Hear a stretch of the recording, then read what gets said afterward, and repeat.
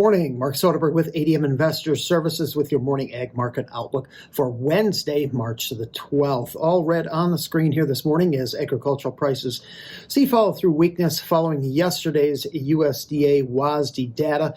Despite tighter global inventories, the lack of tighter corn and soybean stocks here in the U.S., along with expectations for EU tariffs, impacting U.S. agricultural exports has caused the lower prices here overnight. Corn right now is down 5 to 8 cents. Wheat is off 3 to 5. Beans are 7 lower. Meal is down about $1, while bean oil is down 15 to 20 points. South American basis levels have backed off a little bit as farmers are reaching the last third of this year's record harvest. Brazil is expected to export about 15.5 million metric tons of beans in March. It's up 4% from March a year ago and just shy of the all-time record of 15.7 million metric tons in April of 2021, as we start to see even larger shift of demand from China to Brazil as trade tensions between the U.S. and China heat up. The USDA did hold their Brazilian soybean forecast unchanged this month at 169 million metric tons.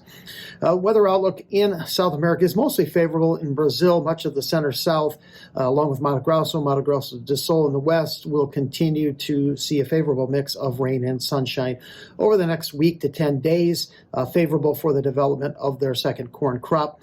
Dry in the east, central, and northeast growing regions. In Argentina, conditions are expected to shift back to a warm, dry pattern. This is favorable for harvest following a couple of weeks of pretty heavy rain across the central and southern growing areas. Here in the U.S., it appears to be shaping up to be a warmer and wetter than normal second half of March across much of the U.S. Midwest. Near-term forecasts, however, do show a void of meaningful rain across the southern plains. Much above normal temperatures and periods of very high winds through the end of this week could create some problems with blowing topsoil.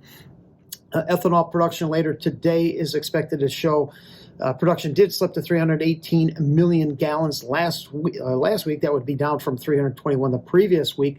If realized, that would continue to run well above the pace needed to reach the current USDA corn usage estimate of 5.5 billion bushels. Still a little surprised we saw no change from the USDA. Yesterday, we were looking for a 25 million bushel increase. In Ukraine, a Russian missile strike at the port of Odessa reportedly killed 4 Syrian sailors loading out a shipment of wheat. This comes a day after the U.S. and Ukraine negotiated a 30-day ceasefire agreement, a plan which has yet to been agreed to by Moscow. New lows for the week in May 25 corn, as it also violated support at its 100-day moving average. Speculative traders likely paring back a bit more of their long position after not seeing tighter stocks here in the U.S. I would expect to see higher usage numbers down the road.